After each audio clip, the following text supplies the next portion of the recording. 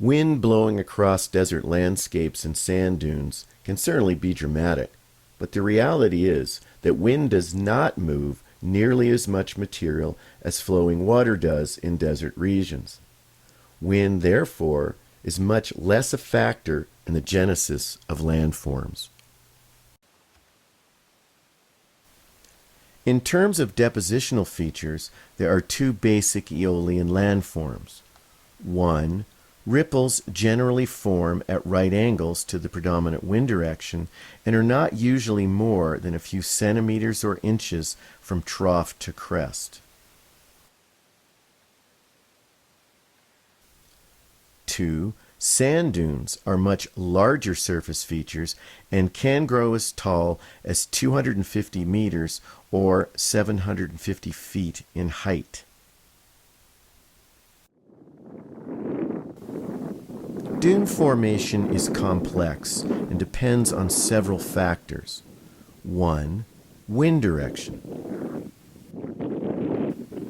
2. Amount of sand available. 3. Obstacles, such as mountain ranges. And 4. Vegetation or the lack of it.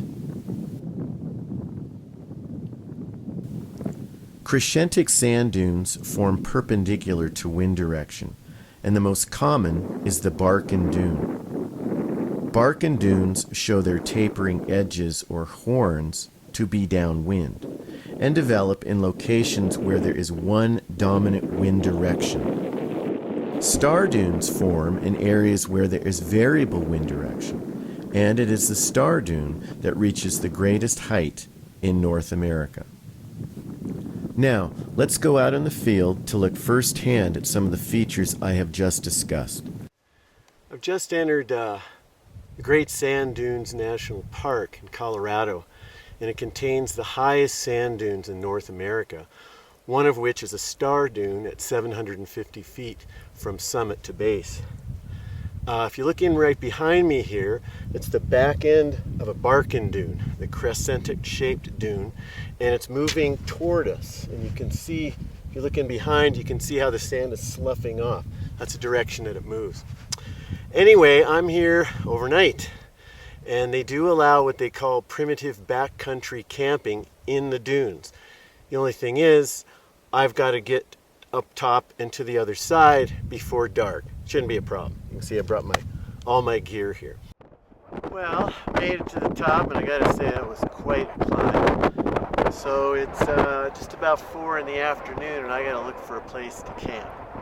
And you can see or hear probably, it is a bit windy up here, not too bad. So I'll go down low and look for a place to camp tonight. Get this thing set up for sunset.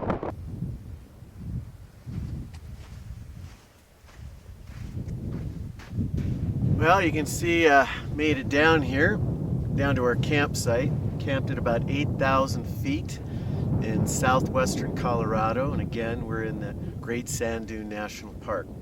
We're going to spend the night here and hope it doesn't get too windy, and later on we have some really good sunset colors.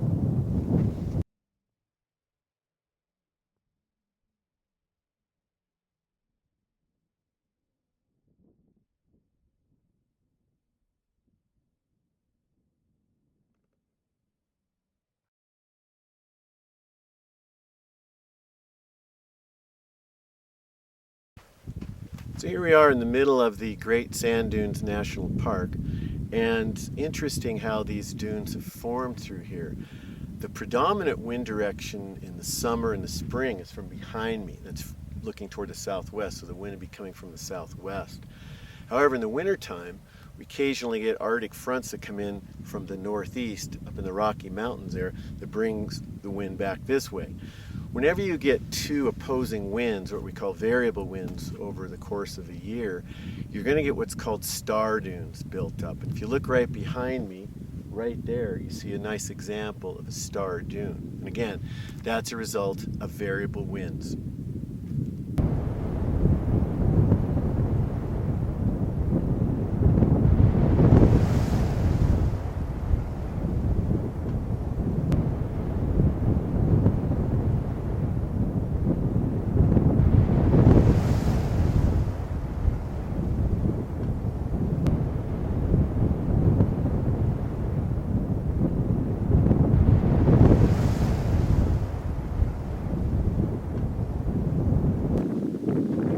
standing in White Sands National Monument in southern New Mexico. And as you can see, standing in the middle of a dune field.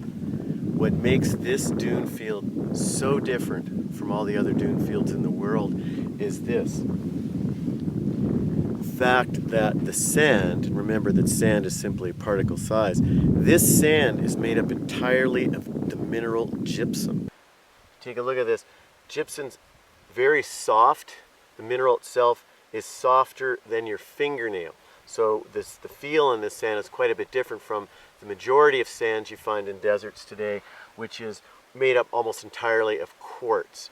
Now, if you recall, gypsum has a hardness of somewhere between 1 and 2, whereas the hardness of quartz is around a 7. So it's a very soft sand. Now, if you look in behind me to the high mountains off to the west, those mountains are rich in a mineral called gypsum. And what happens over time as it rains and snow melt, it dissolves the gypsum up in the mountains, carries it down to a lake just on the other side of these dunes, and that lake will dry up in the summertime. The wind picks up this gypsum now and carries it this direction. So like I say, White Sands is only one of 2 dune fields in the world. They're made up of gypsum, the mineral gypsum. Up to this point, we've been looking at aeolian depositional features.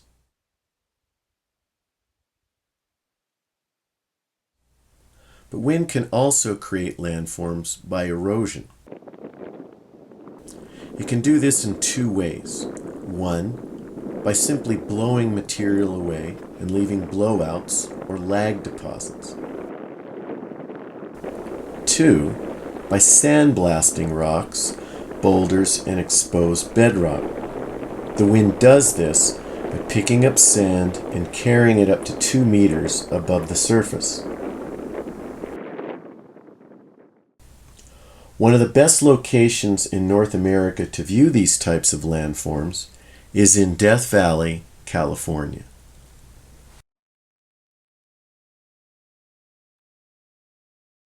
This hill I'm standing on is facing the southwest.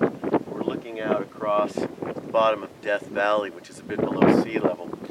What's significant about this geologically here is that you can see we've got a lot of basaltic boulders that have been eroded by sand blowing across from the bottom of Death Valley here. So this is a huge field of vent effects. In terms of the erosional power of wind, in this case wind-blown sand coming in and impacting a large boulder, this is a good example of the powerful work that wind can do. Now you can see here some small, medium-sized pits. And then if you go further over here, you can see some rather large ones created by wind-blown sand. Now, if this was a large piece of in situ bedrock, this would be called a yardang.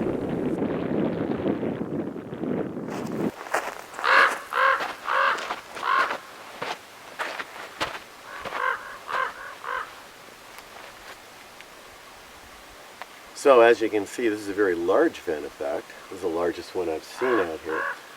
Valley floor is just behind the camera here.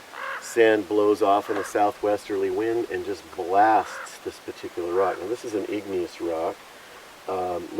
It's basaltic. It looks like, it's a mafic igneous rock. But anyway, here's a very good example of a vent effect. Approximately 80% of tropical deserts are covered by desert pavement.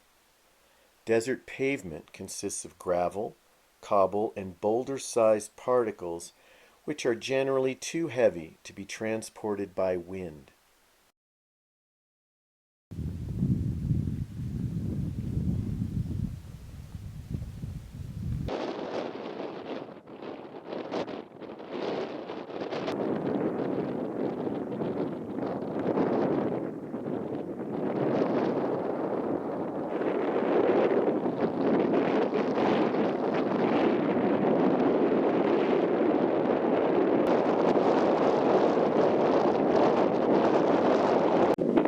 I'm out in the middle of Racetrack Playa. It's an old lake bed that's out in the middle of Death Valley National Park, California. If you look at this rock and you look at this track, we see something very unusual. Some of these rocks have been weighed up to 1,200 pounds. Now this one right here is probably only about 100 pounds.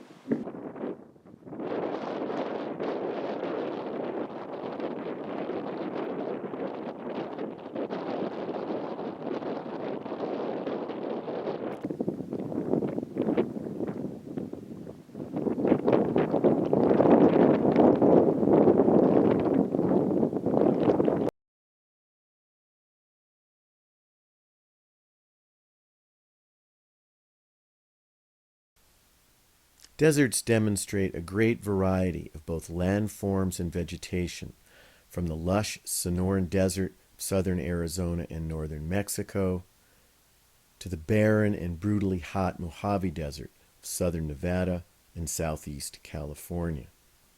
However, the one force all deserts share is the wind.